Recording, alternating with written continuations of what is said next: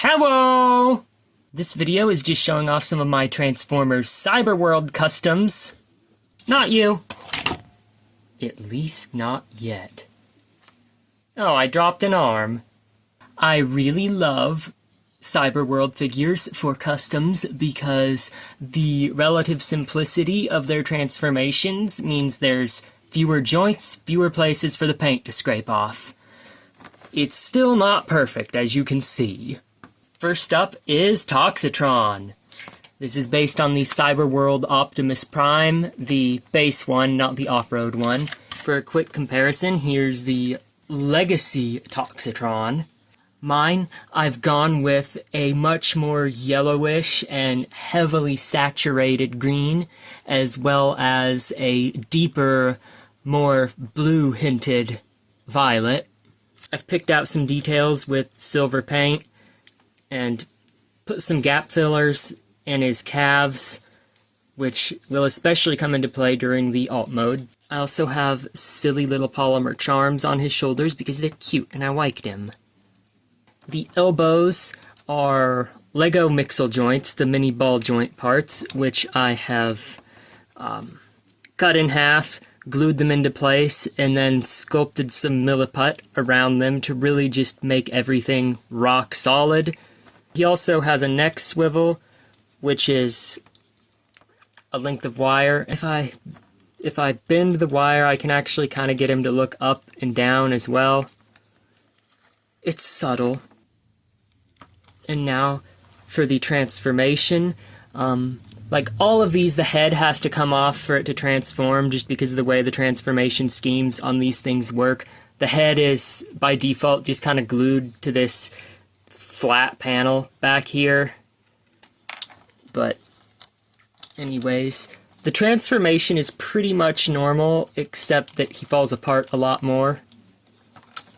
So if this is going to be extreme. This is, okay. Oh no.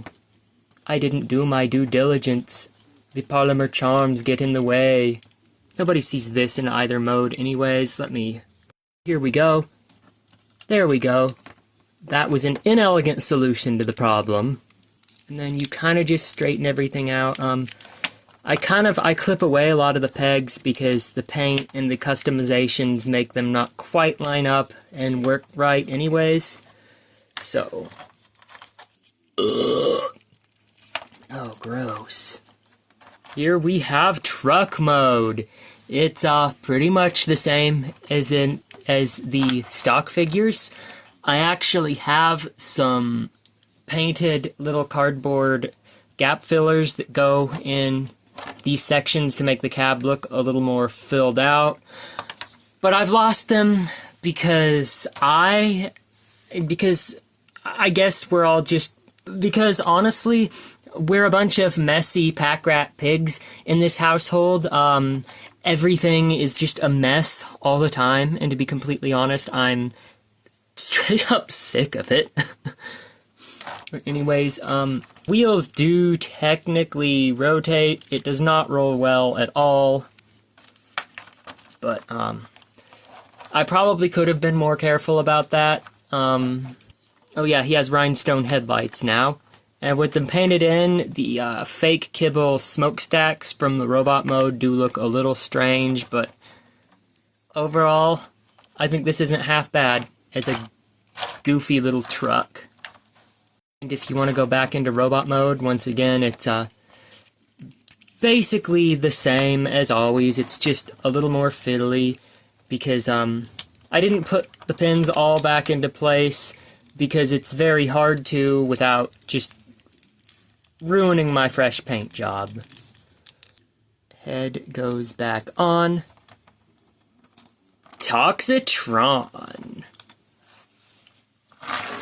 Next up is Elita 1, or as I call her, C-Lita 1. Color scheme I went with here is inspired a little more by Elita 1's Legacy version. I really like the red because like with RC and Elita 1 both being pink fembots, I just like to have something like that to differentiate them. I tend to go more red and pink with Elita 1 and more blue and pink with RC. I should have made her helmet like this pink color as well, but to be honest, I got so lost in the sauce while I was painting this head, and by the time I realized what was going on, I'd like painted in all these little vents and done her face up and everything, and I was like, I do not care enough to, this is just what it's gonna look like, because I'm not doing all this again. Maybe if I'd cut myself sooner, but, you know. Once again, we have the Lego Mixel joint elbows. I did a lot of gap filling, you can see in her shoulders, with the milliput, as well as a little bit here in the legs. I wanted to gap fill this as well. There wasn't really a great way to do it. She does have an Autobot insignia on her chest, and these are just from Toy Hacks. These are great, by the way. I love them. Because of my pin punching tendencies, her little piece of boat kibble, it doesn't really stay on. I mean, it doesn't matter. It doesn't really, I guess I can remove it to clean it up, but it really doesn't interfere when it's there, so I don't. Once again, all of the transformation mechanisms do still work. She still transforms about as much as you can really say this figure transforms, because she kind of just scrunches up and falls onto her face like she got drunk on too much Energon. Once again, the first step is to remove the head. I know, it's kind of body horror, it's kind of giving Decepticon Justice Division, but the legs scrunch up, the arms kind of come in. The arms are slightly elongated, which does throw off the placement a little bit, but it doesn't really impact the final outcome all that much. So, yeah, I guess that's a boat about as much as Toxitron is a truck, huh? To be completely honest, she feels more like a hoverboard than a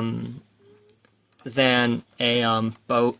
It's a really cool idea. Maybe I'll actually, like, yeah, that could be cool. That could be really cool in some animations.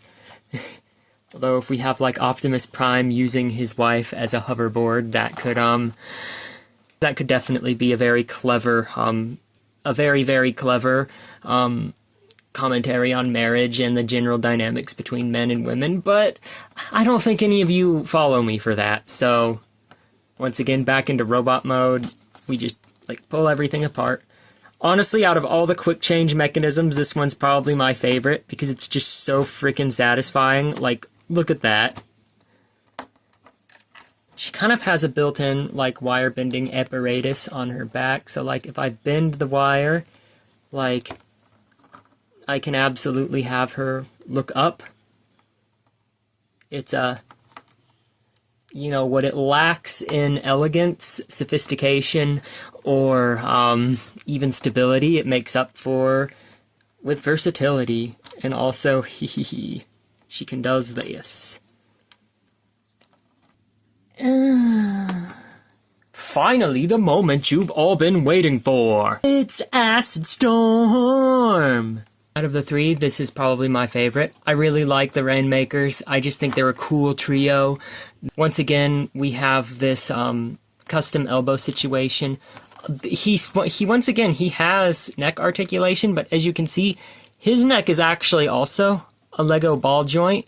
His custom neck here works a little differently. It once again does have to be removed for the transformation, but if I actually, like, take his body apart, you can see this comes out. The socket is straight up just attached to a chunk of sculpty milliput that is molded to the shape of the inside here so that it just grips onto it, and it works really well.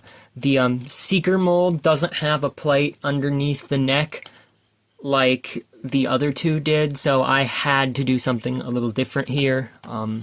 I've also added some orange to the color scheme just to break up some of this solid green a little bit.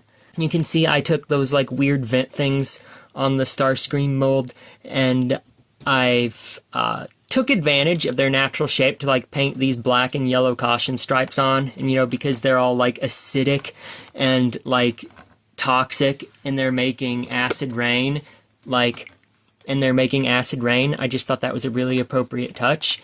And the transformation for this one is, once again, it doesn't really change that much from the stock figure, it's just fiddlier. For starters, remove the head, fold this back up, and then we kind of just bring everything forward. I really, really like this transformation, by the way. Like, Starscream is probably my favorite Cyberworld figure so far, to be honest. The arms kind of just inelegantly sit here. He looks pretty freaking stupid from the bottom, but that's kind of just Jetformers in general, to be honest. Most of them, a lot of them are like that. And to be honest, I've spent more money on Jetformers that look worse than this from the bottom, so... And then let me know if you think I should make the other two Rainmakers. I have a couple of additional Starscreams to do that with. Honestly, just appreciate that for a minute. It just looks so good in green. I'm not even usually a green bitch. But if we want to go back into robot mode, once again, transformation works the same way it does on the stock toy. It just is a lot more fiddly. Oh, my girlfriend has massaged me. Hey, girlfriend, come say hi to the camera.